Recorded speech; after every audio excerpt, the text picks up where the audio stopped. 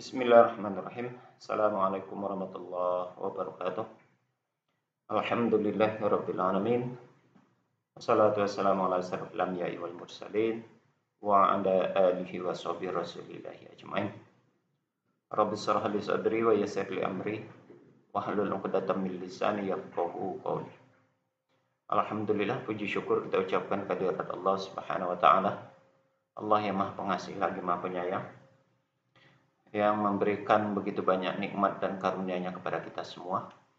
Allah yang Ahad, Allah yang Esa, yang tidak pernah beranak dan tidak pernah diperanakkan, dan tidak pernah ada semisal dengan makhluknya, ya, atau makhluknya tidak ada yang semisal dengannya. Artinya memang keberadaan Allah itu begitu mutlak dan absolut, begitu ya. Salawat dan salam kepada Rasulullah Muhammad sallallahu alaihi wasallam. Allahumma shalli ala Muhammad wa ala ali Muhammad. Uswatun hasanah buat kita semua, contoh suri tauladan hidup buat seluruh umat manusia. Saudara sekalian, kita bertemu kembali berbincang-bincang masih berkaitan dengan seputaran isi Alkitab yang perlu kita perbincangkan.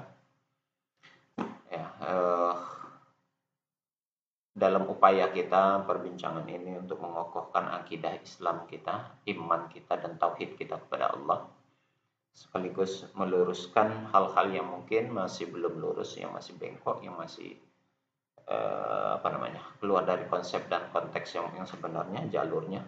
Nah, itu yang kita luruskan dan kita benarkan kembali syariat-syariat dan ubudiyah kita kepada Allah Subhanahu wa taala melalui perbandingan agama ini. Saudara sekalian, masih hal yang menarik tentang konsep ketuhanan ataupun teologinya saudara-saudara kita yang beragama Kristen, yang meyakini Yesus itu adalah sebagai sosok yang dipertuhankan, ya, yang diyakini juga Tuhannya mati di kayu salib, ya, dengan peristiwa penyaliban itu yang dilakukan oleh Raja Romawi, gitu. Maka pertemuan kita kali ini, judulnya atau judul yang akan kita bicarakan pada hari ini adalah ini, saudara, oleh karena Yesus itu diyakini, diimani oleh saudara-saudara kita yang beragama Kristen itu, dia mati di kayu salib, maka timbul pertanyaan, kalau Tuhan mati di kayu salib, pertanyaannya, siapa yang mencabut nyawa Yesus itu sendiri, ya? Kalau Yesus mati di kayu salib, lalu siapa yang mencabut nyawa Yesus itu? Begitu ya. Itu satu pertanyaan yang besar gitu, dalam yang mengiringi peristiwa penyaliban tersebut, kematian Yesus yang di dalam kayu di dalam peristiwa Yesus mati di dalam kayu salib itu. Ya, saudara, sebetulnya ayat yang akan kita bincangkan dan ayat yang akan kita singgung hari ini, ayat itu sering kita bicarakan dan kita bincangkan serta kita kritisi, namun masih ada sesuatu yang menimbulkan pertanyaan dan kejanggalan dan keganjalan. Nah, gitu. Ada janggalnya dan ada sesuatu yang mengganjal di situ, gitu ya. Apa ayatnya? Nah, ini yang akan kita singgung hari ini, ya. Ini ayat, saudara. Ada beberapa ayat di situ sih.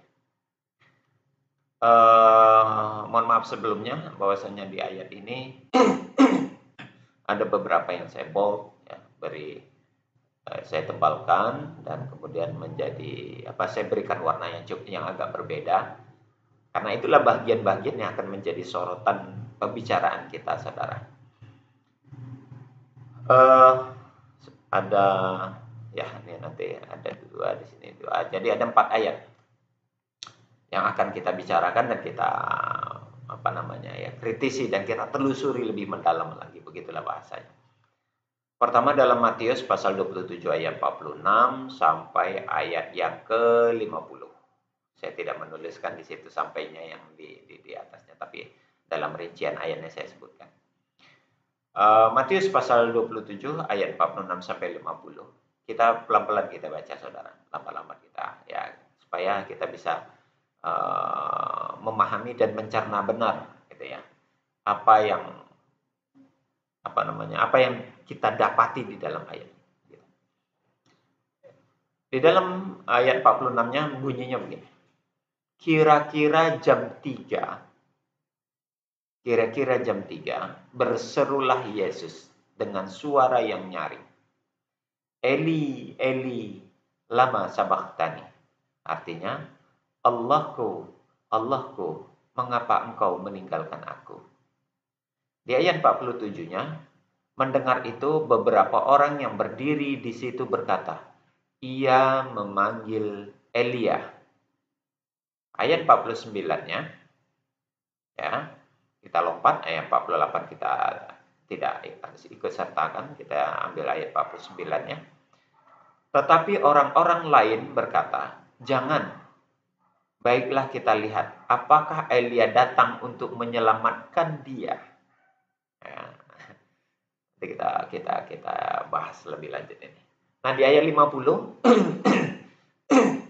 Yesus berseru pula dengan suara yang nyaring, lalu menyerahkan nyawanya. Ya, itu di ayat yang ke-50. Lalu dalam surat Markus, dalam Injil Markus pasal 15 ayat 34 sampai ayat 37. Bunyi Injil Markus itu begini, di ayat 34. Dan pada jam 3 berserulah Yesus dengan suara yang nyaring. Eloi, Eloi, lama sabachthani. Yang artinya, Allahku, Allahku, mengapa engkau meninggalkan aku?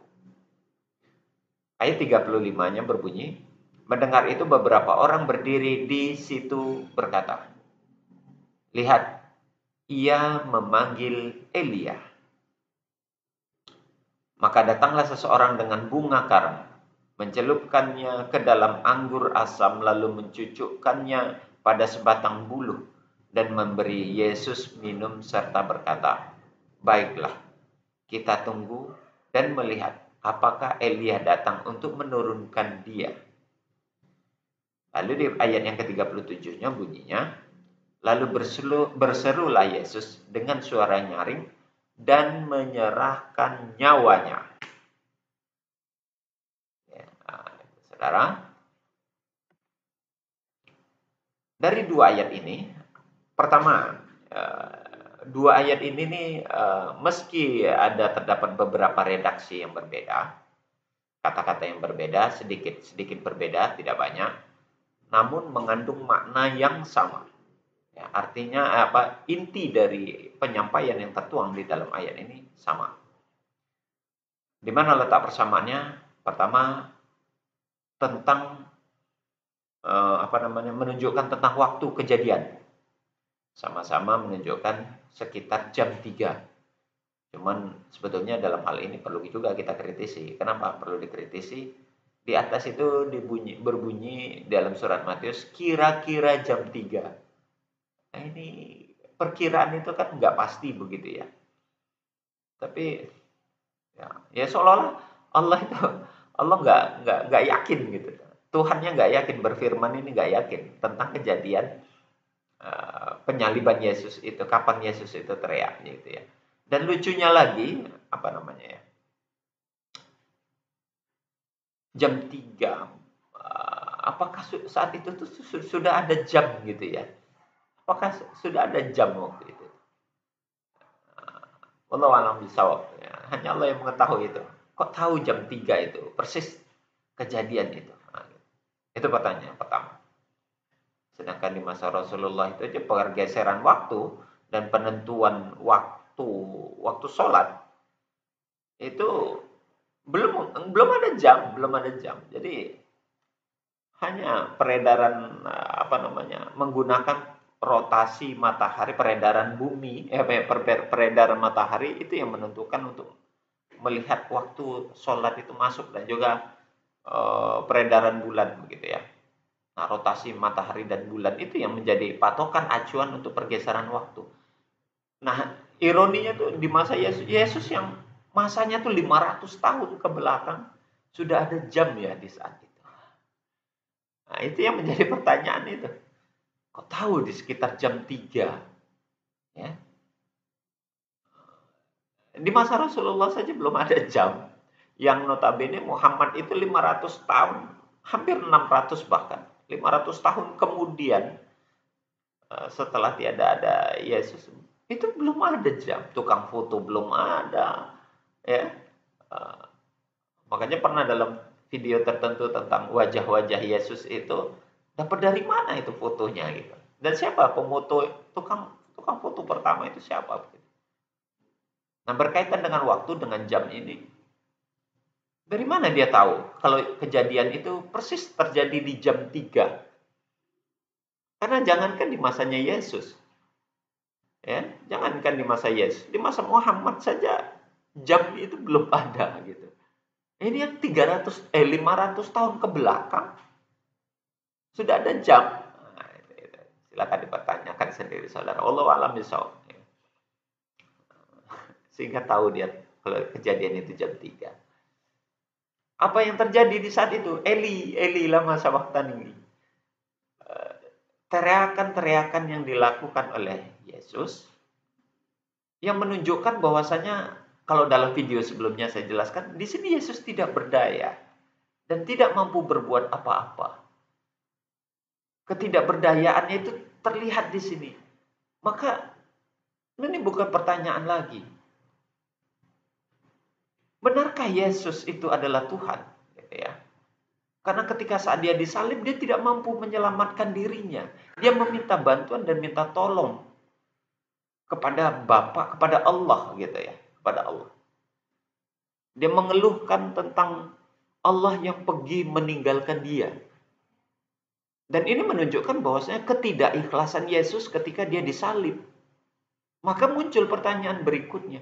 Kalau memang Yesus itu tujuannya untuk menebus dosa manusia melalui kayu salib, ya, di kayu salib itu dosa manusia tertebus, harusnya dia mengikhlaskan dirinya, nyawanya itu diikhlaskan untuk menebus kesalahan dan dosa manusia. Harusnya begitu, tidak meronta dan tidak melawan dia. Ini kan adalah prosesnya saudara sekalian. Yesus itu sebelum tertangkap dan tersalib, dia kan diburu. Dan Yesus itu melarikan diri. Artinya terjadi proses kejar-mengejar. Orang kalau dikejar dia lari, itu berartinya dia takut. Dia tidak mau itu dia disalib begitu loh. Orang kalau mau ditangkap dia lari, dia nggak mau ditangkap itu. Logikanya begitu. Nah di sini gambaran tentang peristiwa penyaliban itu seolah memberikan gambar Yesus itu nggak mau dia disalib, itu nggak mau. Loh kok ia bisa tumbuh dalam mindset saudara-saudara kita ini bahwasanya tujuan Yesus itu turun ke dunia untuk menebus dosa manusia melalui kayu salib. Seharusnya kalau memang itu tujuannya, nggak usah dia mengelak. Ya udah ikhlaskan saja nyawanya itu. Tidak usah dia minta tolong dan tidak usah dia minta bantuan. Logikanya begitu. Sekali lagi ayat ini sudah kita bicarakan sebelumnya. Namun karena memang masih ada sisi yang menarik di dalam ayat ini untuk diperbincangkan. Begitu ya. Nah itu yang kedua saudara, di samping waktu tadi. Jadi di sini menunjukkan Yesus itu tidak rela dan tidak mau dirinya itu disalib. Lalu dari mana datangnya saudara-saudara kita ini meyakini kalau dia justru kedatangan dia itu untuk menebus dosa manusia melalui kayu salib? Harusnya ya diikhlaskan saja. Kalau begitu seharusnya berterima kasihlah itu kepada bala tentara Kaisar Romawi itu. Dia jasanya besar itu kalau dalam karena menyiksa dan menyalib Yesus itu. Dan Yesus di situ disiksa gitu. Dan herannya kok itu diyakini sebagai wacana upaya penebusan dosa. Oke, itu saudara yang menjadi yang kedua yang menjadi sorotan itu. Yang jelas di sini Yesus tidak ikhlas. Kematian Yesus dengan cara yang begini, ini tidak, Yesus sendiri tidak rela dia mati di kayu salib. Dan ini membuktikan dia tidak tujuan dia dihadirkan ke dunia bukan untuk menebus dosa manusia. Kemudian ada beberapa orang di sekitar peristiwa penyaliban Yesus itu, dia mengatakan ia memanggil Elia. Lihat, ia memanggil Elia. Baik di dalam Matius maupun Markus menyatakan hal itu. Ada orang lain yang menyatakan ia memanggil Elia. Nah, ini menunjukkan bahwa Yesus dan Allah itu, Elia itu adalah Allah, sesuai dengan arti yang tertera di dalam ayat itu tadi. Allahku, Allahku, mengapa engkau meninggalkan aku? Kemarin kalau dalam video sebelumnya saya katakan, kalau Yesus itu Tuhan, dan di dalam dirinya itu ada unsur Allah, terus sekarang Allahnya pergi, maka pertanyaannya, kemana unsur Allah yang ada pada diri Yesus itu sendiri? Ya, bukankah dia Allah? Lalu dia manggil Allah yang lain. Allah yang mana lagi yang dia panggil? Bukankah dia yang Tuhan itu? Tuhan yang mana lagi yang dia panggil? Kalau dia Tuhan, Tuhan yang mana lagi yang dia minta tolongnya itu? Nah, itu udah banyak hal-hal yang memang perlu kita soroti dan kita cermati di dalam ayat ini. Ya. Makanya saya ulang kembali ayat ini kita bicarakan karena memang sangat menarik. Sangat-sangat menarik. Ya. Tidak ada unsur ketuhanan di dalam diri Yesus itu. Di samping dia tidak sebagai penebus dosa dan dia tidak ada unsur ketuhanan. Jelas terbukti di sini dengan teriakan dan minta pertolongannya itu. Itu gak ada unsur ketuhanan. Harusnya dia mampu menyelamatkan dirinya sendiri kalau memang dia Tuhan itu. Dan lucunya lagi yang menyalibkan manusia itu para bala tentaranya Kaisar Romawi itu. Masa Tuhan tidak berdaya ketika ditangkap dan disalib oleh bala tentara Romawi? Lebih kuat dan lebih unggul bala tentara Romawi yang notabene itu adalah ciptaan Tuhan. Lah Tuhannya disalib oleh yang menciptakan, yang menciptakan disalib oleh yang diciptakan. Tuhan disalib oleh manusia. Gimana itu, saudara? Kapan itu tentara Romawi itu dapat perintah, dapat mandat dia untuk menyalib Tuhannya sendiri, coba. Jadi kita lihat gitu kata orangnya. Lihat, ia memanggil Elia. Dia manggil Tuhan lain. Allah itu dipanggil. Lalu Allah yang dia itu bukannya dia yang Allah. Bukankah dalam diri Yesus itu ada unsur Bapa, unsur Allah. Lalu kemana perginya itu? Dia manggil Allah, dia sendiri Allah. Lalu dia Allah yang mana yang dia panggil lagi? Nah, ya. Oke. Baik, kita lanjutkan kalimat berikutnya, saudara. Baiklah, kita lihat apakah Elia datang untuk menyelamatkannya, menyelamatkan dia. Kalau di dalam Markus tertulis, baik kita tunggu dan melihat apakah Elia datang untuk menurunkan dia. Ternyata tidak. Begitu ya. Tuhan manggil Tuhan, ternyata Tuhannya tidak menolong. Dan di akhir ayat ini, baik di Matius maupun Markus mengatakan, lalu Yesus itu menyerahkan nyawanya. Saudara sekalian, keyakinan yang tertanam, nyawa Yesus itu kan rohnya Tuhan. Ya, nyawa atau roh yang ada dalam diri Yesus itu kan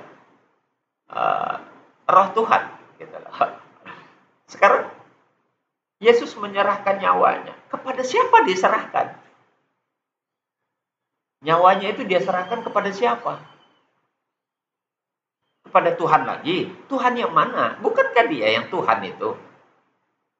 Bukankah dalam diri Yesus itu ada unsur Roh Kudus? Rohnya Tuhan. Nah sekarang roh yang mana yang dia serahkan itu? Nyawanya yang mana? Dan kepada siapa diserahkan? Nah, tambah bingung gitu ya. Tambah bingung. Dia punya yang menghidupkan jasad Yesus itu adalah Roh Kudus. Rohnya Tuhan. Nah, di ayat yang ke-50 kalau dalam Matius pasal 27 ini dikatakan, Yesus itu menyerahkan nyawanya. Kemudian dalam Markus pasal 37 menyatakan Yesus juga menyerahkan nyawanya. Pertanyaannya, nyawanya itu diserahkan ke siapa? Itu yang pertama pertanyaannya. Nyawanya diserahkan ke siapa? Pertanyaan yang kedua, bukankah diri Yesus itu mempunyai Roh Kudus? Itulah nyawa Yesus. Roh Kudusnya itu roh yang mana yang jadi apakah ada dua nyawa kah di situ? Roh Kudus satu atau nyawa tersendiri satu dalam diri Yesus? Ya? Kemana Roh Kudusnya saat itu tuh kemana? Begitu loh pertanyaannya. Ya. Pertanyaan yang ketiga, kalau Yesus itu Tuhan, saya lewatkan dulu saudara, ini kita lihat dulu dalam 1 Samuel pasal 2 ayat 6. Di sini tulisannya begini, ayatnya berbunyi begini. Tuhan mematikan dan menghidupkan. Ya. Ia menurunkan ke dunia orang mati dan mengangkat dari sana. Saya ulang, 1 Samuel pasal 2 ayat 6, Tuhan mematikan dan menghidupkan. Ia menurunkan ke dalam dunia orang mati dan mengangkat dari sana. Ya, kita belum membicarakan tentang Lukas. Kita membicarakan tentang 1 Samuel dulu. Kaitannya dengan Matius dan Markus ini di mana? Di sini Yesus menyerahkan nyawanya. Satu sisi.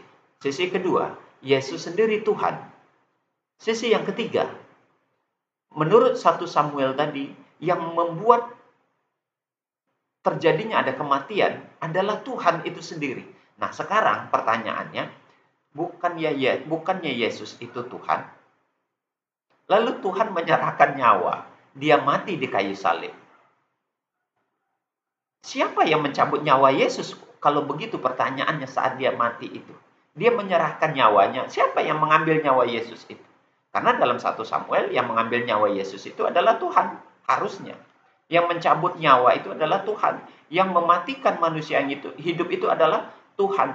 Nah, sekarang Tuhan itu yang mati. Siapa yang cabut nyawanya? Tuhan mencabut nyawa Tuhan. Itu kesimpulannya. Jadi Yesus mencabut nyawa dirinya sendiri. Itu nggak logika. Nggak logis. Kacau jadinya. Ya. Kalau Yesus menyerahkan nyawanya, kepada siapa dia serahkan? Dan siapa yang mencabut nyawa Yesus? Siapa yang mengambil nyawa Yesus? Yang melakukan hal itu. Kalau dalam 1 Samuel itu, Tuhan seharusnya yang mencabut nyawa sesuatu makhluk hidup itu dicabut nyawanya oleh Tuhan. Nah, sekarang Tuhan, siapa yang cabut nyawanya Tuhan itu? Bingung, Tuhan mencabut nyawa Tuhan. Jangan-jangan hantu. Ya. Nah, dalam Lukas pasal 23 ayat 46 juga tertulis, lalu Yesus berseru dengan suara nyaring, ya Bapa, ke dalam tanganmu kuserahkan nyawaku, maaf. Saya ulang, ya Bapa, ke dalam tanganmu kuserahkan nyawaku. Dan sesudah berkata demikian, ia menyerahkan nyawanya. Yesus menyatakan nyawanya itu diserahkan kepada Bapa. Bukankah Bapa itu dianya di dalam dirinya sendiri gitu? Lebih ribet lagi. Coba saudara beri penilaian mengkritisi secara apa namanya saudara ya? Secara logika lagi. Saya Tuhan nih. Ya, dalam unsur diri saya ini ada unsur Bapa. Dan saya mau mati. Yang mencabut nyawa sosok makhluk yang mati itu ya saya juga gitu. Mungkinkah saya mencabut nyawa saya dan saya serahkan ke saya? Nah, gimana itu? Kalau kita runtut dan kita urut Matius pasal 27 ayat 46 sampai 50. Markus pasal 15 dari pasal 15 ayat 34 sampai 37. Kemudian Lukas pasal 23 ayat 46 dan 1 Samuel pasal 2 ayat 6 dijadikan satu, timbullah kekacauan dalam proses penyaliban dan proses kematian Yesus itu. Sangat kacau. Sosok Yesus yang menjadi satu sorotan utama Karena dia manusia 100%, lalu Tuhan sekaligus 100%. Di saat dia mati, nyawanya harus dicabut. Siapa yang mencabut nyawa Yesus? Hah? Siapa yang mencabut nyawa Yesus? Kalau dijawab Tuhan yang mencabut nyawanya, bukankah dia yang Tuhan? Tuhan mana lagi yang mencabut nyawanya kalau begitu? Karena dia yang Tuhan itu. Di dalam Lukas dikatakan di situ, ya Bapak, ke dalam tanganmu kuserahkan nyawaku. Dia katakan kepada tanganmu. Tangannya itu ya tangan dia. Karena Bapa itu ada di dia. Ada dalam diri Yesus itu sendiri. Lah sekarang Yesus menyerahkan nyawanya